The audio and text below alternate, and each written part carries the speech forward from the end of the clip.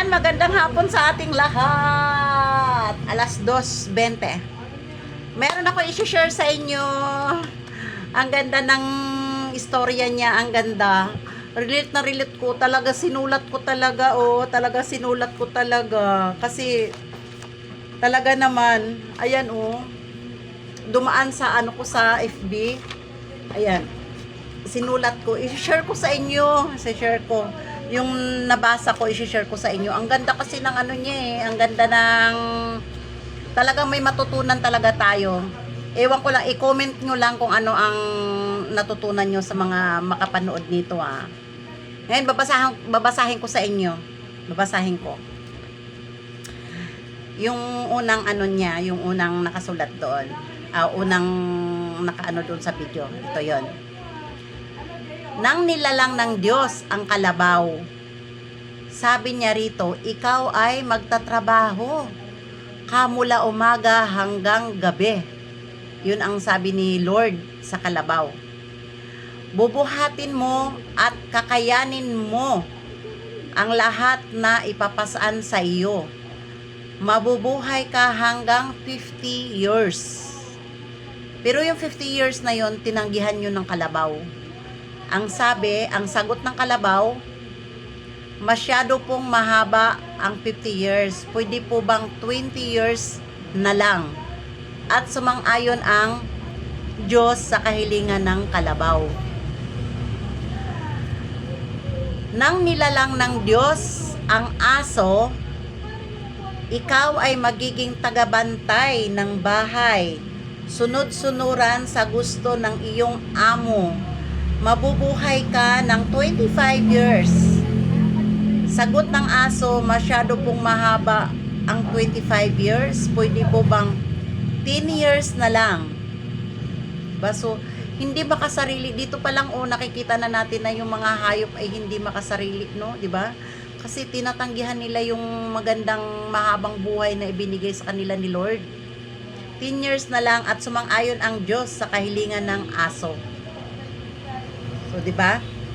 Nang nilalang ng Diyos ang unggoy, sabi niya rito, ikaw ay magpapalit-palit, magpapalipat-lipat sa mga baging, magiging katawa-tawa at nakakaaliw.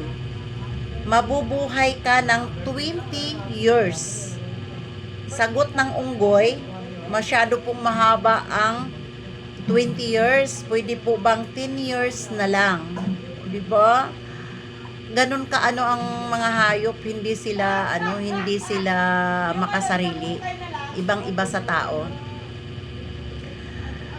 So sumang-ayon ang Diyos sa kagustuhan ng unggoy. Ngayon, nang nilalang ng Diyos ang tao, sabi niya rito, ikaw ang pinakamatalinong nilalang sa buong mundo. Magiging amo ng lahat ng mga hayop.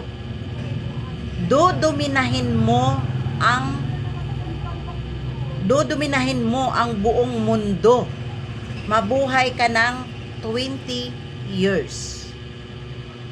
Sagot ng tao kay Lord, masyado pong maiksi ang 20 years. Pwede po bang ibigay ninyo sa akin yung 30 years na tinanggihan ng kalabaw?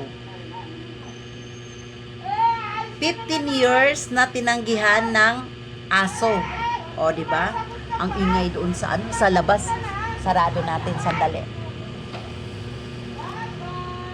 Maririnig pa rin natin sila. Sarado muna natin yung bintana. Sana ba tayo? Pwede po bang ibigay nyo sa akin yung 30 years na tinanggihan ng kalabaw? 15 years na tinanggihan ng aso? At 10 years na tinanggihan ng unggoy? At sumang-ayon muli ang Diyos sa kahilingan ng tao. So, ibinigay ni Lord yung kahilingan ng tao. Kaya pala may maabot ng 70, 80, ganun. Hindi din naman lahat kasi meron ding iba na maaga ding binawian ng buhay. Mula noon, ang tao ay namumuhay ng 20 years. Simula nung pinanganak tayo hanggang nagdalaga tayo, hanggang nagbinata. Diba? Pasarap tayo buhay, di ba? Wala tayong iniisip, hindi natin iniisip yung gastusin, hindi natin iniisip yung pagpaaral natin, hindi natin iniisip yung kakainin natin, di ba? Mula noon, ang tao ay nabubuhay ng 20 years bilang tao. Nang siya'y ikasal, siya ang namuhay ng 30 years bilang kalabaw. Nagtatrabaho mula umaga hanggang gabi. Binubuhat at kinakaya ang mga lahat ng pasanin. Pasanin natin sa buhay, yung mga obligasyon. Nang siya'y mawalay sa mga anak, siya ang namuhay ng 15 years bilang aso. Tagabantay ng bahay at sunod-sunuran sa mga gusto ng mga anak. Nang siya ay matanda at retirado na, siya ang namuhay ng 10 years bilang unggoy. Relate nyo, mga guys, relate nyo yung mga yung aral dito. Bilang unggoy, padalaw-dalaw at palipat-lipat sa mga bahay ng mga anak. Nagiging katawa-tawa para aliwin ang mga apo. So, ayan na. Pagka tayo ay tumanda na at wala tayong naipon sa buhay natin, kasi kung ano yung ipinundar natin sa sarili natin, iyon din ang aanihin natin pag tumanda tayo eh. Iyon yung nandito sa Pagka ikaw ay tumanda na wala kang naipon, syempre palipat-lipat ka doon sa anak mo para mabigyan ka ng kunting halaga.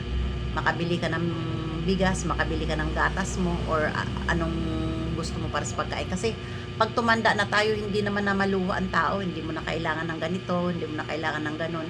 Basta ang atin, makabili tayo ng maintenance, makabili tayo ng gatas natin, or kung ano yung kailangan natin. Kung tayo ay tumanda na meron tayong naipon sa bulsa natin, may naimpok tayo, hindi natin kailangan pumunta sa mga anak. Pwedeng dumalaw lang.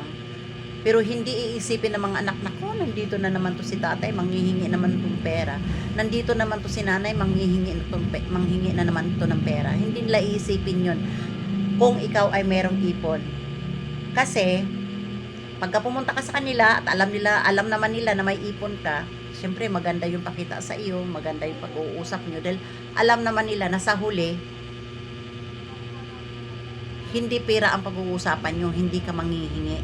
So talagang dumalaw ka lang, kinukumusta mo lang sila. Kaya yung mood nila sa'yo, masarap yung feelings, di ba? Kasi kung alam nila na pumunta ka para manghingi, siyempre yung nila, pabigat yun, mabigat sa kalooban nila yun. Makikita mo yun sa mukha nila. So, masakit sa kalooban natin. Basta ang kagaya kanina, may kapitbahay akong pumunta dito, nagpa-cash in ng 200. Pamasahe daw nila. Yung 200 na yun galing pa sa kapatid nila yun. Pinakash inan siya para may pangkain silang mag-ama. Noong kabataan niya, ang laki ng posisyon niya sa kumpanya, yung asawa niya nasa abroad pa. Kaso lang, ang mindset niya, kaya nga ako nagtatrabaho para makakain ng masarap. Kaya nga tayo nagtatrabaho para makabili tayo ng ganito. Ganon. Ngayon tumanda na sila, wala na. Asa na lang sila sa mga kapatid na nasa ibang susumbatan man sila, wala, amin na lang sila ng amin. Ngayon mag-aantay sila kung kailan sila, kunwari mahilig manghingi sila ng 5,000, mag-aantay sila ng 3 months, 2 months bago sila mapagbigyan, kasi siyempre uunahin mo na lang. Siyempre hindi man sumasama yung loob nila, pero naiisip daw niya nung kabataan nila kung gaano daw siya kaalwan sa pera. Bagay, siyempre sumasahod. Kaya ganun ang talagang real talk sa buhay. Hindi dapat i-ano natin na, pera lang yan, ang pera ginagastos talaga, hindi mo naman madadala sa hukay yan. Hindi dapat ganun. Mas maganda yung mamuhay ka na hindi ka umaasa sa mga kapatid mo, hindi ka umaasa sa mga anak mo. Wala ka maririnig na salita. Bibili ka man ng vitamins, bibili ka man ng gatas, magpapacheck up ka man. Kung may mararamdaman ka, magagawa mo agad-agad. Ngayon, kung nag-iisa ka sa buhay, wala ang anak mo dahil may asawa na, pwede kang ilista mo yung kailangan mo, pwede kang mag-utos ng kapitbahay, bigyan mo sila ng gasolina, kumbaga suhol or bayad. O, mabibili na yung gusto mo. Kung magpapacheck up ka, anytime may matawag kang mga kapitbahay para sumama sa iyo. Dahil alam nila na bibigyan mo sila ng pera. Ganun yun. Kaya, napaka-importante ang pera talaga. Wag mong sabihin na hindi importante. Number one yan. Number one yan na ano ng buhay ng tao. So, ayan lang mga kalungsod ang aking ma-share. Comment na lang ninyo kung ano ang natutunan nyo dito sa napakagandang mensahe na napanood ko, napakinggan ko. Kaya ako isinyer din. At isinulat ko talaga para hindi mawala sa isip ko. Alam mo naman, kapag part of growing up, malimutin na ang inyong lola, syempre. So, ayan lang, and thank you for watching. Bye-bye. Anong oras na ba? Tingnan mo, nakipag-chika ako. 10 minutes lang. Or 12 minutes lang, o diba? So, thank you and bye-bye. Salamat. Thank you. Obrigado. Gracias. Ano pa ba yung ibang mga language na hindi ko na alam. Bye-bye and thank you for watching.